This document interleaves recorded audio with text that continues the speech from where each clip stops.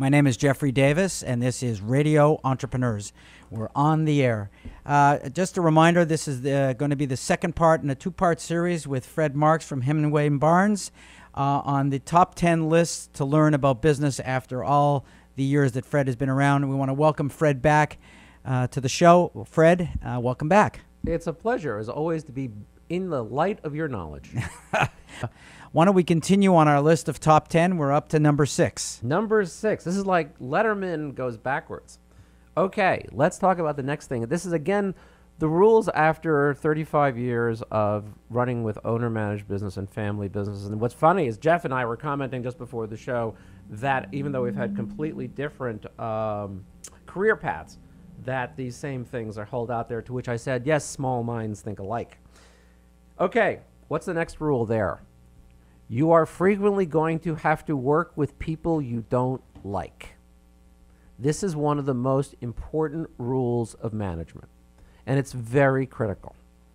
You do not have to like everyone you're going to be with. You are going to be frequently in situations where you have no choice, where you are going to have to be partners with, work with people you don't like, people you're not satisfied with, and the like.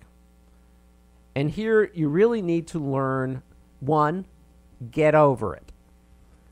You need to work with the teams you have, and this becomes a very important part of team management. The next one on the list. Yes, number 7. Number 7. When you're planning ahead, plan for both success and failure, because both of them can kill your business. And it's very important when you're doing it. It really is the way you need to look at your organization all the time, which is your organization built, this is your people, your business, everything, so that if things start going down ramp fast, you can adapt to do it. And if things start going up ramp fast, you know what to do. You need to build an adaptive organization. It is critical that your organization be such, and you always need to be looking at it, that you can adapt planning for the downside, adapt and planning for the upside. It's a critical thing. 8 is... Mr. Letterman. Okay. Plan for the 4 Ds. We've talked about this in other segments. Death, disability, divorce, and drug addiction. In your business, you need to plan for all 4 of those at the ownership level, at the executive level, and at the employee level. Now, most organizations do plan for death. They've got wonderful stockholder agreements and all those type of things. They're usually written wrong, but that's okay. Or they deal with disability. They very infrequently plan for divorce. Right. And they almost never plan for substance abuse. Number 9, review your advisors every 5 years. And that means across the board. And yes, the interesting thing is I'm including myself in that package. There's something I sometimes refer to as the family advisor family industrial complex, which is a grouping where people become too dependent upon their advisors and not strong enough on their own. Now, I'm not saying to flip your advisors every year like they're candy. What I am saying is, it's a very interesting thing. Under Sarbanes-Oxley, you are required to change your accountants every 5 years. Okay? I'm not saying to change your advisors. Review them. But I am saying to review them, and review them on your own.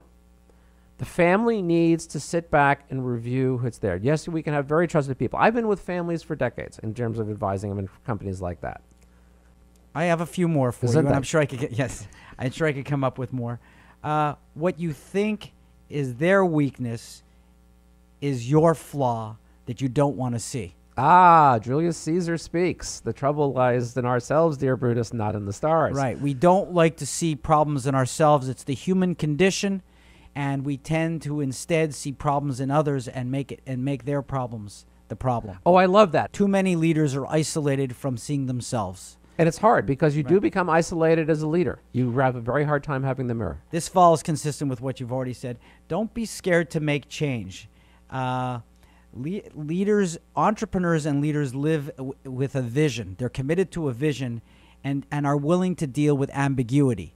And too many times, leaders, especially in family businesses, don't want to live in the vision and live in ambiguity. They want to live in a structure and maintain that structure. So they become institutionalized. Understand time, and don't let time manage you. You manage the time. Too many times they say, we have to do that today. We have to do it by next week.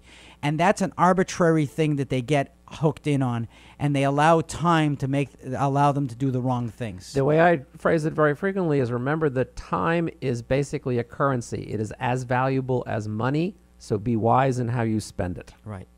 And the other thing, which is a little bit gray on what you said earlier, I think it's important not always to like your advisor. You have to trust your advisor, because liking can lead to the wrong decisions. Very good point.